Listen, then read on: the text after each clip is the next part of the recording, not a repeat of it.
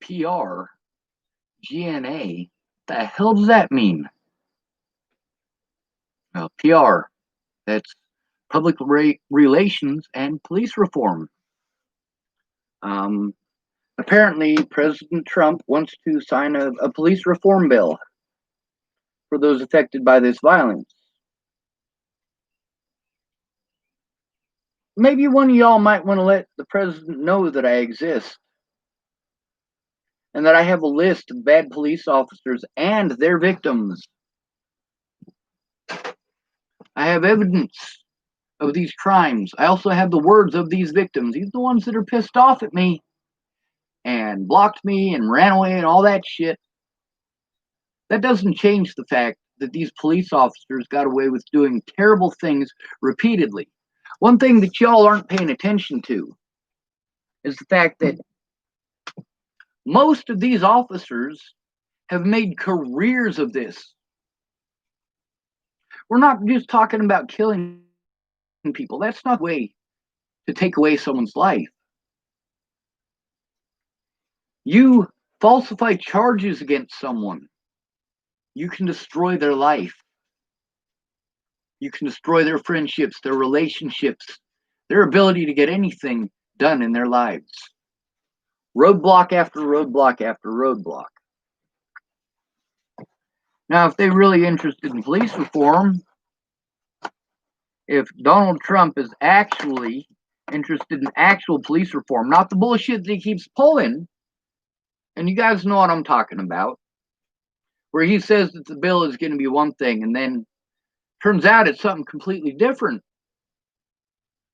Is this police reform actually going to help the victims of police violence? Is this police reform going to include civilian oversight? Is this police reform going to include these people forced to wear body cameras at all points in time while on duty?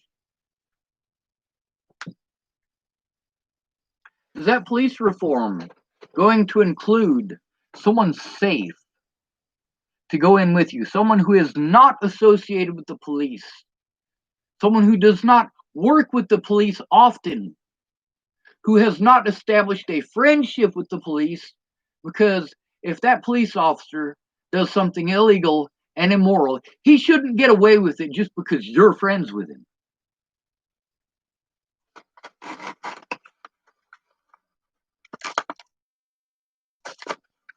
A police officer should not be able to take you to a hospital when you try to turn him in and have you pegged as crazy.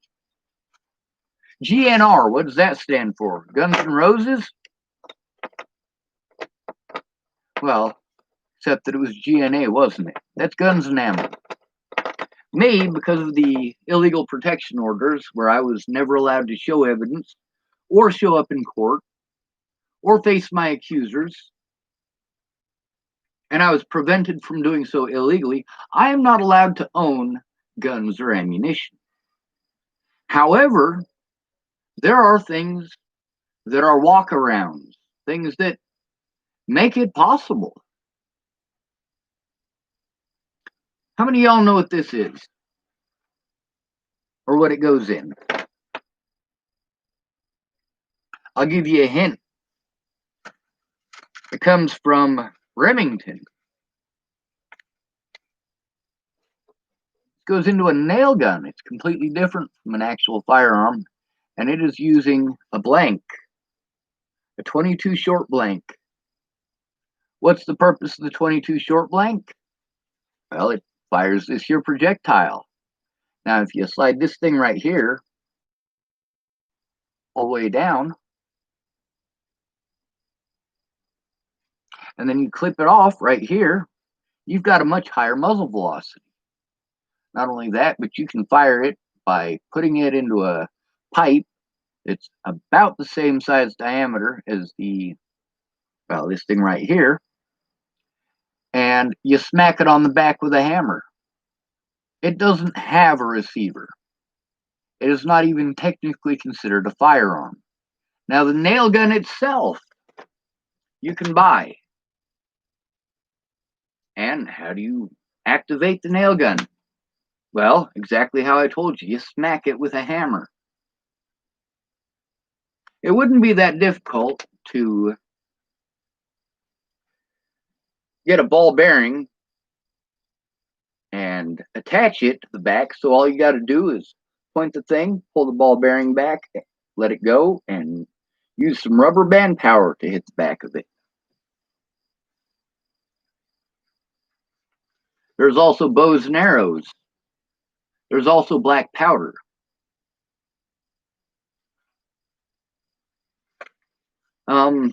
For me, do I actually own the machine these go into? No, I don't. Matter of fact, these aren't even mine. I borrowed these specifically to make this video. And as soon as I'm done with the video, they're going right back where I found them.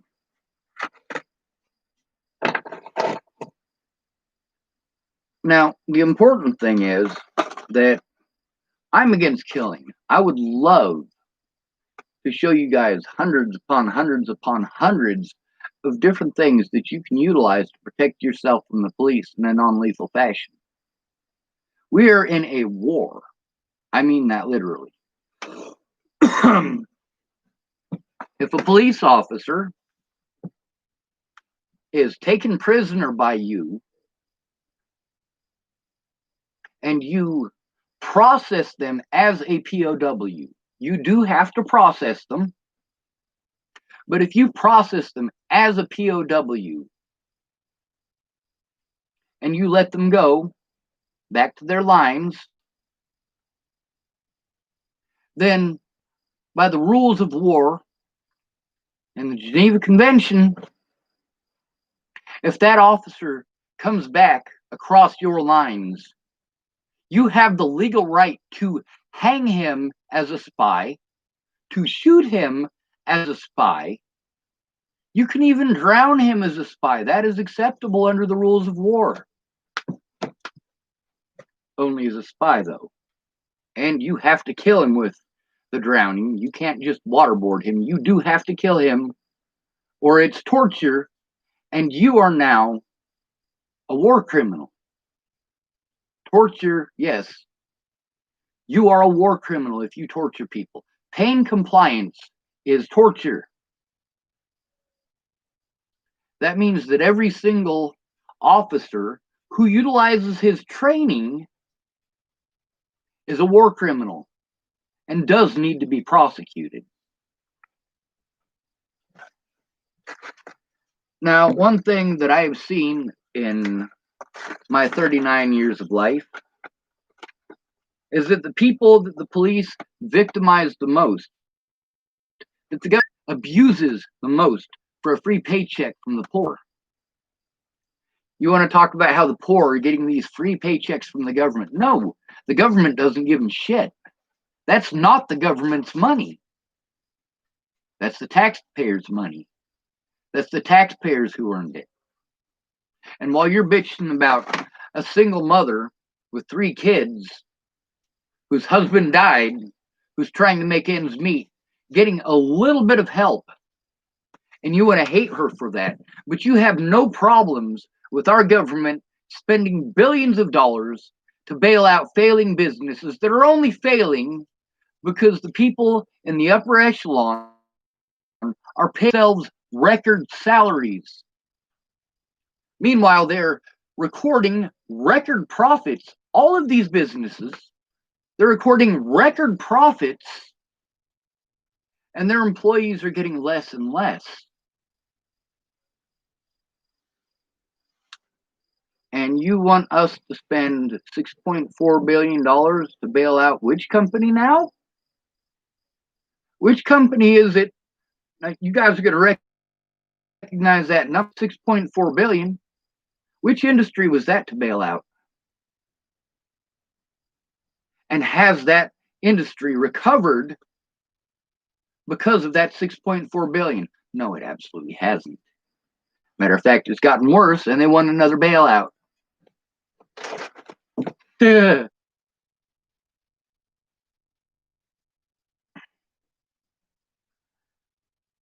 thing is that Police reform needed to be done a long time ago, and I have been fighting for police reform. If Donald Trump keeps his word for once, I'll actually have some nice things to say about him. Fuck the wall. The wall isn't going to stop anything in the United States from happening. Is it Hispanic immigrants who are committing most of the crimes in the United States? Is it Hispanic immigrants who are shooting unarmed black men and unarmed homeless people in the head? Is it Hispanic immigrants who are choking people to death over a pack of cigarettes?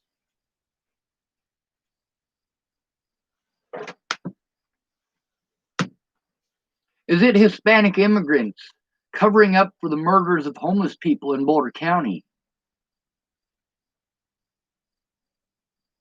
No. It's the police. And the best thing we can do is to wipe the force out entirely and start over from scratch. Start over with people who haven't had a career, made a career of abusing the law and going out of their way to find every trick that they can to get away with it. Not only that, there may be good officers who trained under those officers. They do need to go too. After they've all been fired, there might be a few that you might want to hire back on. And that's fine. But they do need to be fired first, so they understand that that conduct is not okay. And just because another officer showed them that doesn't mean that it's legal, doesn't mean that it's acceptable. And if they choose to do those things under the new police force, they will not be fired, they will be imprisoned. And they will be given the maximum sentence allowed by law because they have that position of power.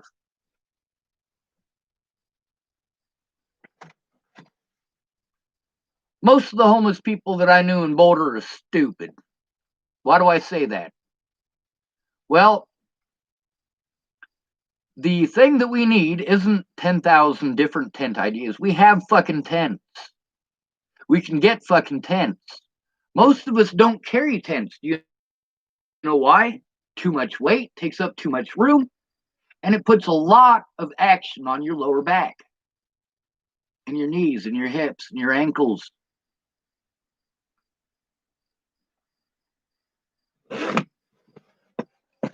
What we need is a place where we can put our tents and be left the fuck alone. I know a lot of you guys are like, oh, well, why don't you just go off in the woods? That's what tents are made for. Well, that's because there are laws to prevent homeless people from doing that. You get 2 weeks per camping area out of a 3-month period, and a maximum of 30 days overall in an entire year. So you only have a place to park your tent 30 days out of the year, and it's not even in a row, and you have to move your camp.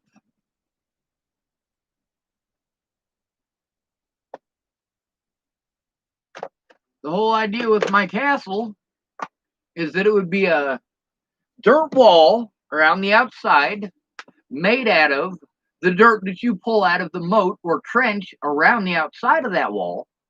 You dig the trench, you throw all of the dirt that you're digging out towards the inside, and it'll start to pile up. You dig down 3 feet, you dig feet wide. You toss all of that on top, you end up with a dirt mound in the shape of a square that's 3 feet tall by 6 feet wide. And then inside of that, you can put your tent, you can put your RV. You have no idea how many homeless people that are like busting their ass, doing shitty fucking jobs. It's not that they're doing a shitty job at their job, it's that it's a shitty job. But they're trying to earn an RV. And then as soon as they get their RV, within a week, the police tow it because there's no place to put the goddamn thing. We need land. That's specifically what I was working on before Natalie was killed. Getting land. Matter of fact, the property that I am sitting on right now is specifically the land that I was going to buy to start off with. So that we could work together. Now, Darren O'Connor and a bunch of other fucking asshats who don't know shit about being homeless because they've never been homeless. The closest that they have ever gotten is a sleep out. You're out of your goddamn mind, Darren O'Connor. And everybody who wants to go along with his bullshit, I want you to take a look at what, instead of working together as homeless people who know your problems and your issues, you're hoping that Darren O'Connor is going to get the most corrupt system in America to magically change and give us that. They're just going to give us a place to do that. In over 30 years of people trying to do that in Boulder County, Colorado, it has never happened. Never happened.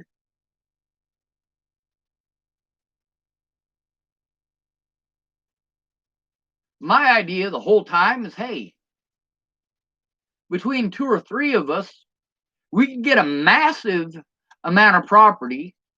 If there's 2 or 3 of us who are getting disability, or myself with my disability, and 2 homeless veterans who have a GI Bill check coming in that's not enough to live on, you know, because you actually rent a place, you're not going to have enough money to get a place with that much, but it's still better than nothing. You're not going to be able to rent a house with that, but you can get some acreage with it. 3 homeless people working together for 3 months get about 10 acres. 10 acres of land. And sure, it's not in Boulder County, but who the fuck wants to be in Boulder County when they treat you like that? The land I found to do that in was in San Juan County, and I found some pretty pristine land. Why is that? Because it's covered in rocks. Nobody wants it because it's covered in rocks. Meanwhile, it's granite shale. This is the best rock that you can get for building with, bar none. And it's black shale, which means that it's got a high iron content. And that means that it'll last longer. It'll take more punishment.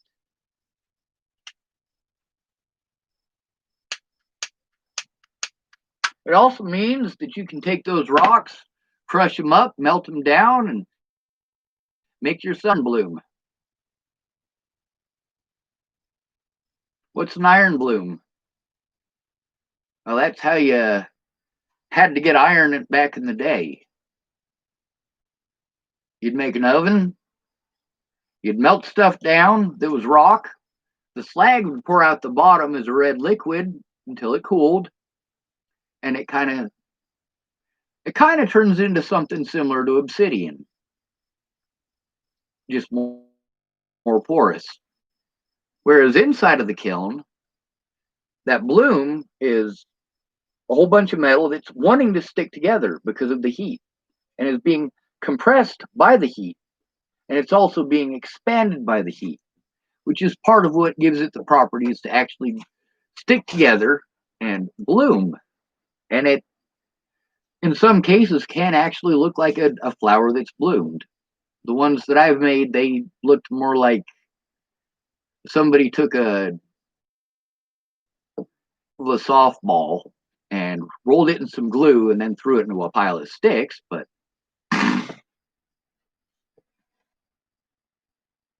buying some land and being even semi self-sustaining sounds amazing. I'd love to do something like that in my lifetime.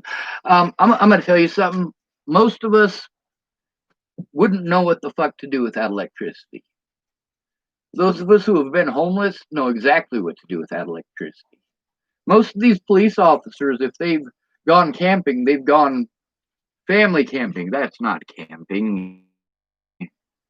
There with a big vehicle with a bunch of pluggy-innies and a bunch of stuff that you need batteries for and a whole bunch of other gear that you, well,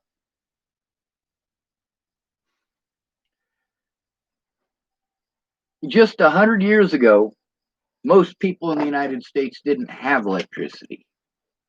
In 1920, most of the houses in America did not have electricity. They still ran off oil lamps,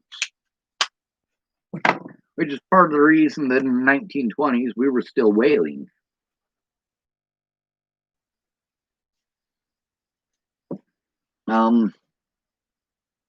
See, for summer last year, I stayed on a farm and I loved the hell out of it. Right? Exactly.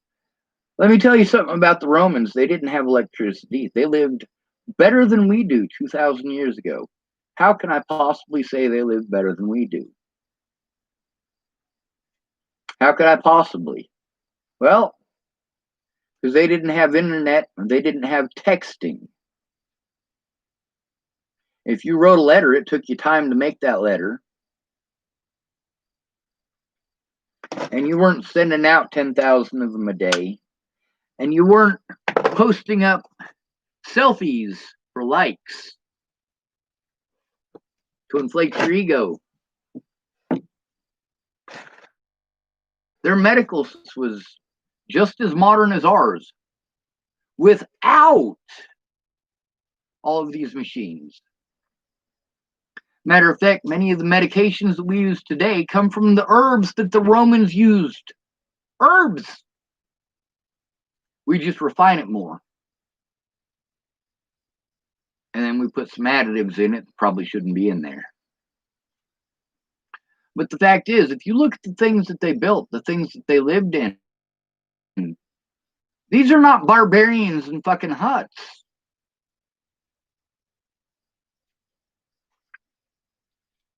Neither were the Egyptians. Neither are the Chinese. Now, I know we like to think of these people that way. The Great Pyramids were built by Africans, not Europeans. We have proof of this. We have proof that in ancient Egypt, the pharaohs, until the Ptolemaic era, were black. But also the age of pharaohs, the actual pharaohs of the Old Kingdom, yeah, that ended thousands of years before Alexander the Great went in there and took it over by conquest? No. The Egyptians gave him Egypt for walking into Egypt. That's how easy it was.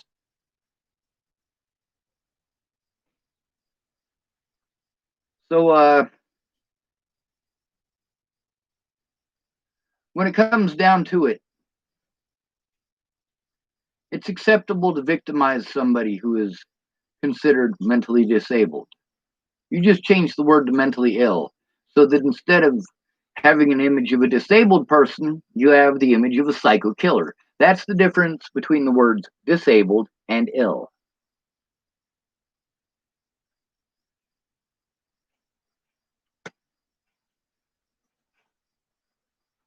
All right. I suppose I should probably end this video. Hopefully we get some police reform, but is it actual police reform? Is it the things that are actually going to help? Or is it some rich asshole who's going to fuck us all because he doesn't know what it's like? How could he? This is a guy who got $1 million loan from his daddy. I don't know anyone who even could get $1 million loan from their daddy. That's how rare a situation like that is. Donald Trump, the most spoiled person in the country. Oh no, he earned it. No, nobody earns $1 million loan at 18 from their daddy. That's a fucking handout.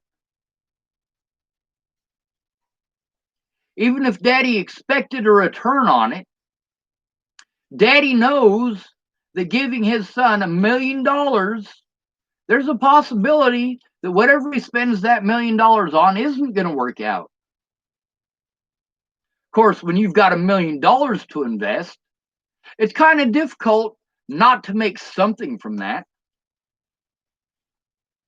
Let's say you start a business for that full $1 million, but all you ever get out of it is $250,000, and most of that is going to pay a bunch of the stuff that has accumulated since you started the business.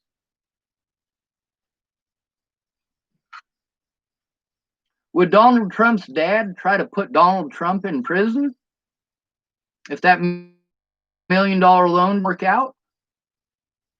No, his dad made that decision knowing that that was a hell of a risk.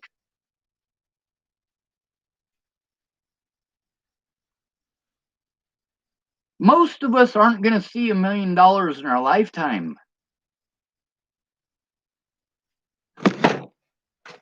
let alone have it in our pocket or in our bank account. And sure as hell not at 18.